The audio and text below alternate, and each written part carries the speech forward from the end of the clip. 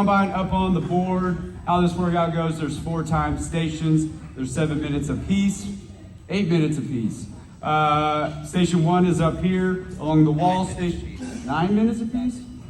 I was lying, 9 minutes apiece. Station 2 is this first strip right here on the gray mat.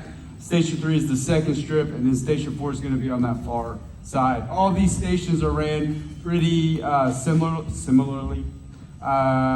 There's an active rest, and then there's 4 movements from which to choose. Say Jordan and I are partners, and we want to start in Station 1. One of us gets into a wall sit, and we choose from one of these 4 movements. And then after I get done, we will switch. Then he will go in and he will choose one of these. So if there's something on the board you don't want to do, you can skip over it. If there's something that you really want to focus on, you can do it over and over and over. But how we like to do it is start at the top and then just see how many times we can run through it in the allotted time, whether we like it or not.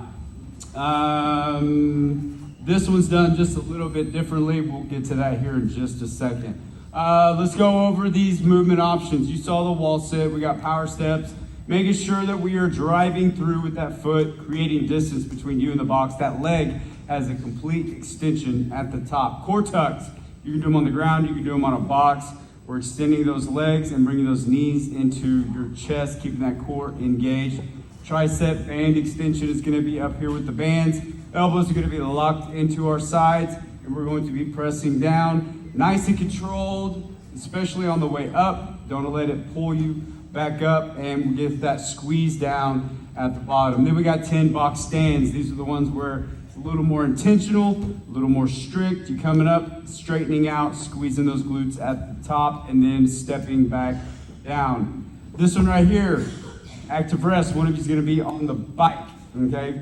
Then one of you sprints down to the end of the gray mat, and then executes one of these 4, sprints back, and then you will switch. All right, that's how this was done. Options are burpees, chest down to the ground, beautiful. We got bicycle crunch, getting a full extension on that leg, and then getting that opposite elbow, opposite knee, core engaged. Sit-outs, we're in that bear crawl position, our knees are up underneath our hips, and we're drawing one leg through, and we're just kissing that tushy to the ground. We're not coming to a complete sit, and then we're not hovering either. We're not just drawing that leg through. There you go. Jump tucks, best just done like ripping off a Band-Aid. Just do them. Jumping up, bringing your knees into your chest. Station 3. This one is ran just a little bit differently. Your active rest is also going to be your pacer. So one of you is going to push the tiny plates all the way down and then all the way back. And then the other, your partner is going to choose one of these kettlebell option movements. We do have an option if the full length of the gray mat becomes just too far for you to do it, then you can turn around at the cones right there and then bring it on back. Options are double kettlebell swing. We have a more narrow stance. We're just swing, just like a regular swing, but we have 2, and then they're going to the outside of our hips, drawing that chest to the ground, hinging at the hips, squeezing those glutes at the top. Upright row, leading with those elbows, bringing that kettlebell up underneath your chin, all the way up, all the way down. Squat, you can do a goblet squat. You can just do a regular, just like so, or boom, right there, goblet. Then we got deadlifts, hinging at the hips, setting that belly button in your lap, and then coming up, squeezing the glutes at the top. Last but not least, active rest is pop squat. We're gonna squat with our feet apart, maybe even touch the ground for a point of reference to make sure we're getting the right depth. We got Snurpees. Y'all may remember this from last week. It's a snatch to burpee. You're gonna have one single dumbbell.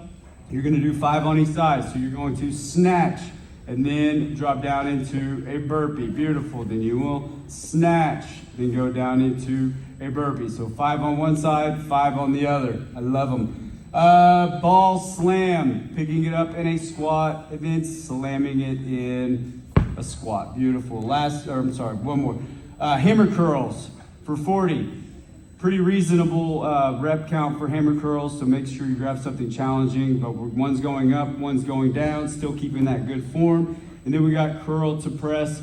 You can use a bar or a set of dumbbells. If you use a bar, we're gonna have a reverse grip. We're going to curl up to our chest, then press overhead. Up to our chest, then overhead. Make sure we're keeping it 2 separate movements and not one fluid movement. Any questions?